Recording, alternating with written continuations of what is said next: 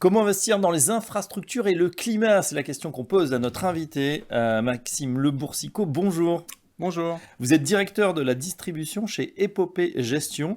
Et avec vous, on découvre un fonds que vous avez créé, le fonds Epopée Infra Climat Co-Invest, c'est long, qui a été ouvert l'an dernier, juin 2025. Pouvez-vous nous décrire ce fonds, Maxime?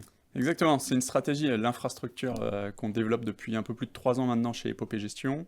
Et on a décidé il y a un an, en juin 2025, pour être tout à fait précis, d'ouvrir cette stratégie auprès de la clientèle privée, puisque historiquement, elle était plutôt réservée à une clientèle institutionnelle. Oui. Au sein de laquelle on a levé aujourd'hui près de 200 millions d'euros, donc c'est plutôt une réussite jusqu'à présent, et fort de ce constat, on a décidé effectivement de l'ouvrir un petit peu plus, ou en tout cas de la rendre plus accessible quasiment au plus grand nombre, quand on parle notamment de l'assurance vie avec des tickets d'accessibilité qui sont vraiment assez minimes. Alors justement, on soulève le capot, on va se poser la question sur quels actifs on investit quand on investit dans ce fonds. Alors on va cibler tout ce qui émane autour du Next Gen Infra, c'est-à-dire la nouvelle génération d'infrastructures qui est dédiée à la décarbonation des territoires.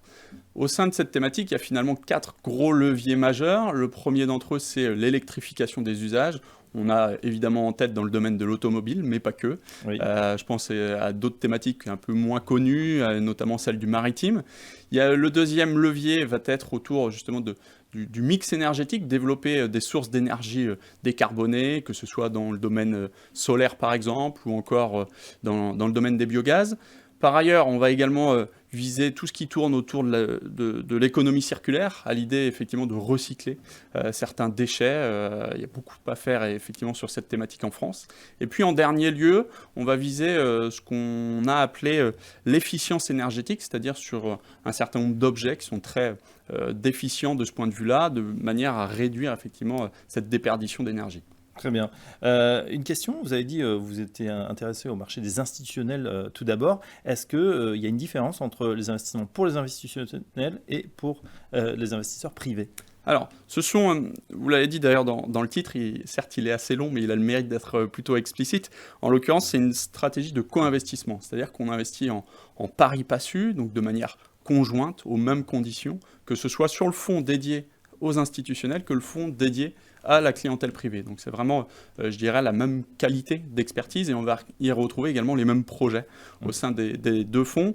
La seule différence, c'est celle des frais, évidemment, puisque lorsqu'on investit plusieurs millions, voire plusieurs dizaines de millions, on a effectivement des parts qui vont être, entre guillemets, moins chargées que ce qu'on va pouvoir retrouver dans le cadre d'une distribution qui va être, elle, intermédiée via les assureurs, par exemple, où il faut évidemment rémunérer les différents maillons de la chaîne. En tout cas, même équipe, même stratégie.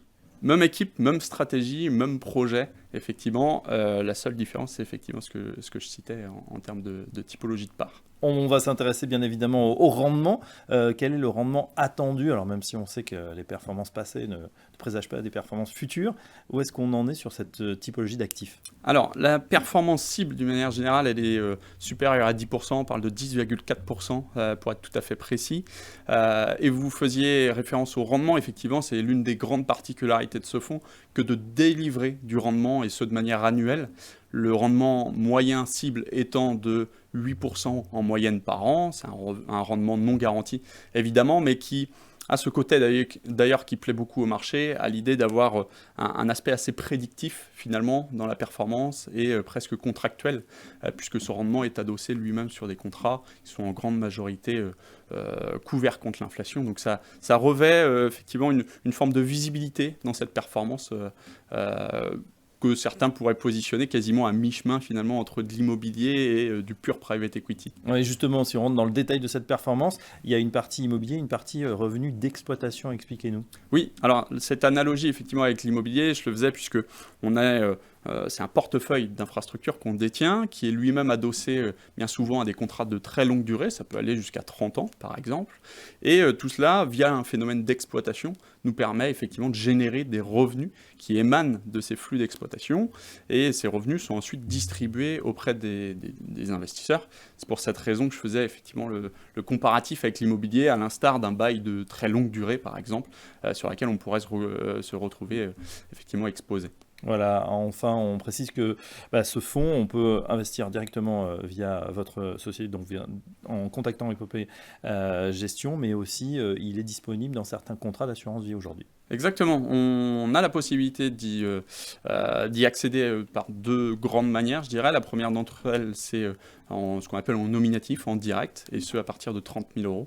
Et puis par ailleurs, vous avez également la possibilité de le faire dans les contrats assurance vie, notamment chez 3 assureurs aujourd'hui qui nous suivent, en qualité de Suravenir, qui est le premier d'entre eux. On a également eu Generali Patrimoine, et puis plus récemment l'UMR, qui est notamment déployé dans les contrats PER de l'UNEP, plateforme que vous connaissez bien, je crois. Bien sûr, et voilà, donc pour en mettre de l'infrastructure et peut-être du climat dans votre portefeuille, il faut penser donc à ce fonds Epopé Infra Climat Co-Invest. Maxime Le Boursicot, merci. Un grand merci. Je rappelle que vous êtes directeur de la distribution chez Epopé Gestion et à très bientôt dans la matinale. À bientôt.